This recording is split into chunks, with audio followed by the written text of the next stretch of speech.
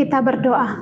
Allah sumber kehidupan kami sungguh bersyukur kepadamu untuk penyertaan Tuhan bagi kami. Terima kasih Tuhan, sebentar kami mau merenungkan firman-Mu, kuasailah hati dan pikiran kami. Di dalam Tuhan Yesus Kristus kami memohon. Amin. Shalom Bapak Ibu Saudara-saudari yang dikasihi oleh Tuhan Yesus Kristus. Firman Tuhan yang menjadi penguatan untuk melanjutkan aktivitas kita pada hari ini diambil dari Injil Yohanes pasalnya yang ke-15, ayatnya yang ke-15. Demikian dituliskan. Aku tidak menyebut kamu lagi hamba, sebab hamba tidak tahu apa yang diperbuat oleh tuannya. Tetapi aku menyebut kamu sahabat, karena aku telah memberitahukan kepada kamu segala sesuatu yang telah kudengar dari Bapakku. Demikian bunyi firman Tuhan. Bapak Ibu saudara-saudari, sebagai sahabat Tuhan Yesus, di sini firman Tuhan mau menegaskan bahwa Yesus bukan lagi memanggil kita sebagai hamba, tetapi sebagai sahabat. Ini merupakan pernyataan Yesus sebagai bagian dari ketika Yesus memberikan perintah kepada murid-muridnya untuk saling mengasihi satu sama lain.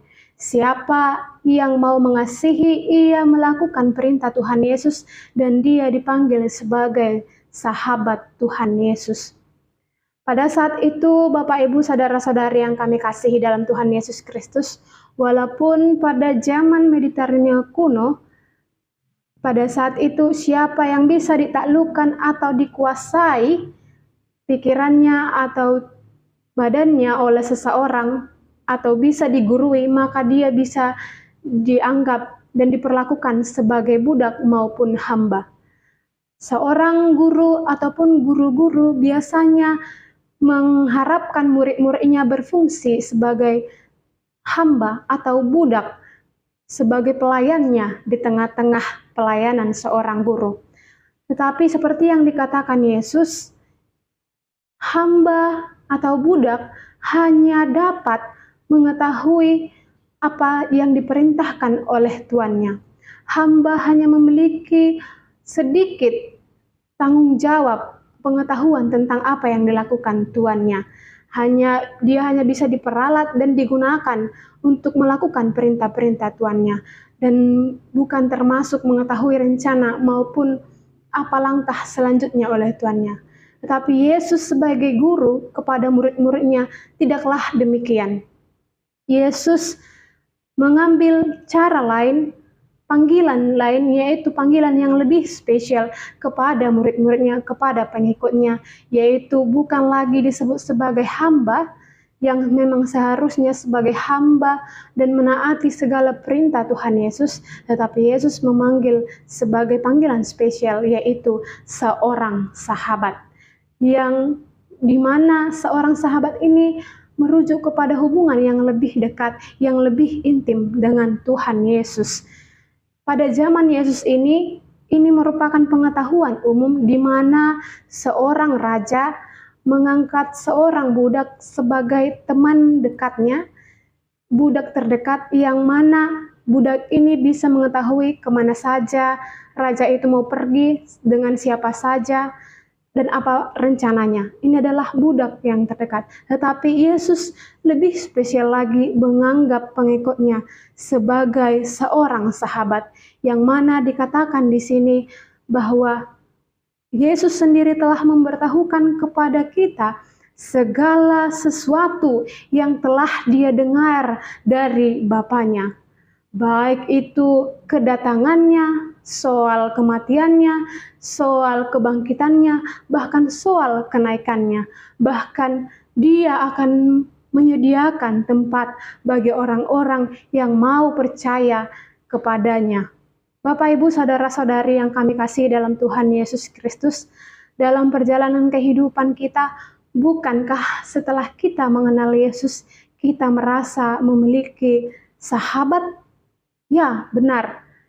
Dia, Yesus, Tuhan kita, adalah sebagai sahabat yang kekal, yang selalu ada setiap waktu, setiap saat, setiap keadaan apapun. Dia adalah seorang sahabat yang bukan hanya ada saat kita senang, Tetapi walaupun memang kita senang, Dia tetap memelihara kita. Walaupun kita dalam keadaan terluka, Dia tetap membalut luka-luka kita. Walaupun dalam keadaan sakit, Dia memelihara dan membuat segala cara untuk menyembuhkan kita. Dia adalah bisa kita mengadu kepadanya saat kapanpun dan dengan alasan apapun kepadanya. Mari Bapak Ibu, kita menghayati Dia, menerima Dia sebagai sahabat kita.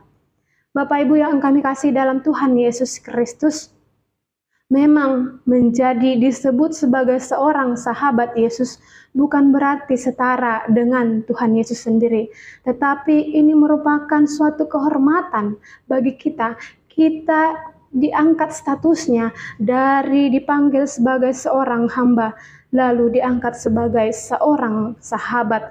Ini merujuk kepada kasih yang lebih dekat, supaya kita melakukan perintah-perintahnya, bukan karena paksaan, tetapi karena kasih kita yang lebih dalam kepada Tuhan Yesus Kristus.